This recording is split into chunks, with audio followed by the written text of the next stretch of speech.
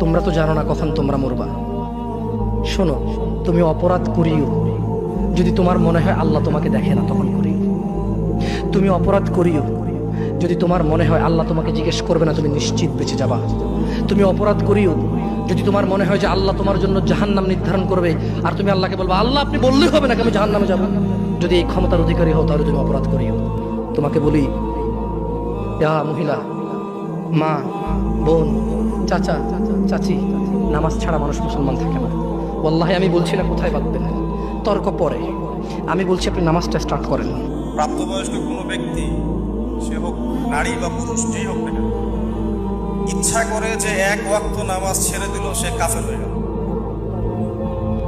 ইচ্ছা করে কেউ যদি এক ওয়াক্ত নামাজ ছেড়ে দেয়, নামাজ পড়লাম না, মন চাইলো জোহরের নামাজ পড়লাম, মন চাইলো আসরের নামাজ পড়লাম, এই ব্যক্তি আর মুসলমানের খাতায় নাম নাই, কাফের হয়ে গেছে। কিছু করার নাই, এটাই সত্য। কিয়ামতের মাঠে যখন সবাই দাঁড়াবে, সর্বপ্রথম হিসাব নেওয়া হবে নামাজ। যার নামাজের হিসাব ঠিক থাকবে তার সব হিসাব ঠিক থাকবে। যার নামাজের হিসাব ঠিক নাই, তার রোজা, হজ, যাকাত, সদকা এগুলো কোনো কাজে আসবে না। তাই মুসলিম হিসেবে আমাদের প্রথম কাজ কি? 5 ওয়াক্ত নামাজ জামাতে পড়ার চেষ্টা করো। যদি না পারেন জামাতে, কমপক্ষে বাসায় তো পড়তেই হবে। আমি তোমাকে না করছি না 15 রাকাত পড়তে, আমি বলছি যে তুমি নামাজই পড়ো না, 4 পড়ো। এই 4 রাকাত ঈশা না পড়লে তুমি মুসলিম নও। 3 রাকাত মাগরিব না পড়লে তুমি মুসলিম নও। 4 রাকাত আসর না পড়লে তুমি মুসলিম নও। দেখো, আমাকে দোষ দিও না। বুখারী খোলো, সালাত অধ্যায়ে যাও, আযান অধ্যায়ে যাও। আল্লাহর নবী বলেছে, তারা ওরা কাফির, ওরা মুশরিক, ওদের আর আমি মুহাম্মদুর রাসূলুল্লাহ সাল্লাল্লাহু আলাইহি ওয়াসাল্লামের উম্মতের মধ্যে পার্থক্য হচ্ছে নামাজ। ও সাহাবা, ও উম্মত, তুমি চিনবা মুহাম্মদের উম্মতকে সাল্লাল্লাহু। ও আমার উম্মত, তুমি কি আমার উম্মতকে চিনতে চাও? শোনো, তারা যারা আমার উম্মত না, আর এরা যারা আমার উম্মত। ওটা আমার উম্মত যেটা নামাজ পড়ে, আমার উম্মত। তুমি আল্লাহর নবীর উম্মত ছাড়া কিভাবে নাম মুসলমান হবা? তোমাকে আমি বলি, নামাজটা ছাড়ি প্লিজ। তুমি যে যে অপরাধে লিপ্ত আছো ছেড়ে দাও, চেষ্টা করো, কিন্তু নামাজটাকে তুমি এখন থেকে করবা। তোমার ফজর মিস হওয়া চাই না। তুমি যদি সারা জীবন নামাজ না পড়ো, আমার যায় আসে না। তুমি যদি সারা জীবন নামাজ পড়ো, আমার কিছু লাভ আছে। তুমি নামাজ পড়লে নাকি আমি আমার লাভে কথা বলছি। শোনো, আউয়ালু মা ইউহাসাবু বিহিল আবদু ইয়াউমাল কিয়ামাতি আস-সালাহ। কিয়ামতের দিন সর্বপ্রথম হিসাব নেওয়া হবে নামাজের, সালাতের। সালাত চিনেন তো? কুরবানির গোশত খাওয়ার মাঝখানে যেটা খায় ওটা, হ্যাঁ, এটারে বাংলায় আমরা নামাজ বলি। কি বলি? নামাজ। বিশ্বনবী ইন্তেকাল করবেন, রূহ বের হয়ে যাচ্ছে, 2-3টা শব্দ বললেন, এর মধ্যে একটা ছিল সালাত। আর সালাত, উম্মতেরা নামাজ, নামাজ, নামাজ ছেড়ে দিও না। আমা মালাকাত ঈমানু।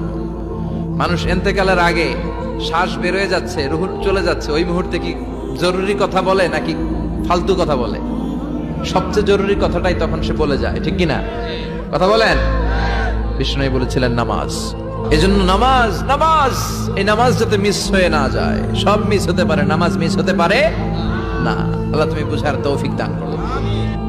তার মানে তোমার যদি স্বাদ লাগতো, আর তোমার বাপ মা যদি শুকর মাংস খেতে, তুমিও খাইতা, হারাম আর বাস্তা। তোমার বাপ নামাজ পড়ে না যুবক, তাই তুমি নামাজ পড়ো না। তোমার বাপে ভাত খায়, তাই তুমি ভাত খাও। পাকিস্তানের রুটি খায়, তাই ওরা রুটি খায়। চাইনিজরা এইভাবে লাঠি দিয়ে খায়, ওরা লাঠি দিয়ে খায়।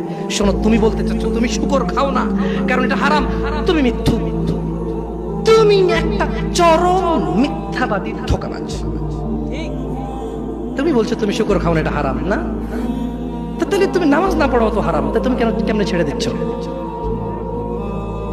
এই যুবক, তোমাকে যদি বলে ন্যাংটা হয়ে হাঁটো, হাঁটবা কেন? কেন কেন ন্যাংটা হয়ে কেন হাঁটবা না?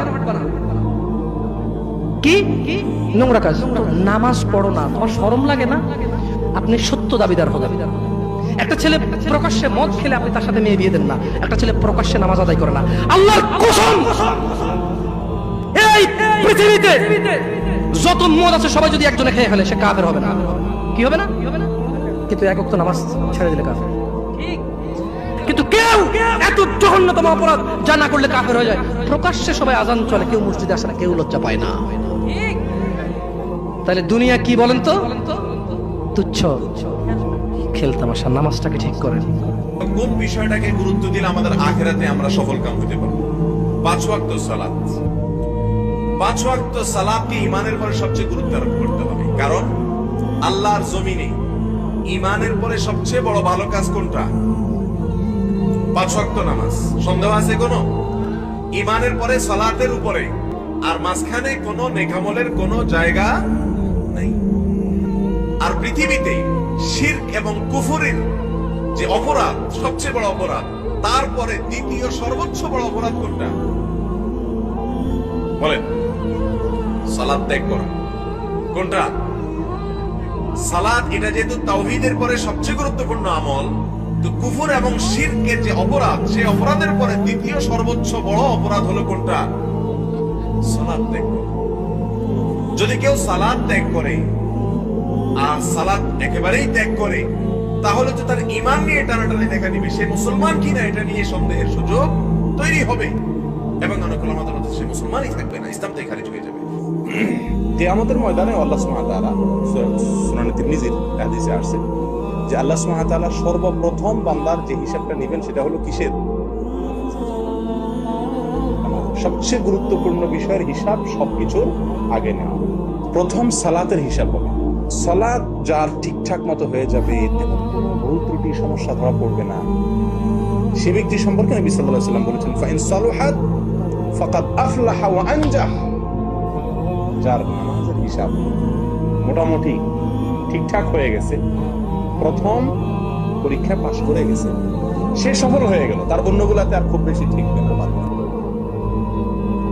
আর ওয়া ইন ফাসাদাত ফাকাদ খাবা ওয়া খাসির। যদি নামাজের হিসাবে কেউ গড়বড় দেখা যায়, কম পড়ছে, ঠিক মতো পড়ে নাই, উল্টা পাল্টা দেখা যায়,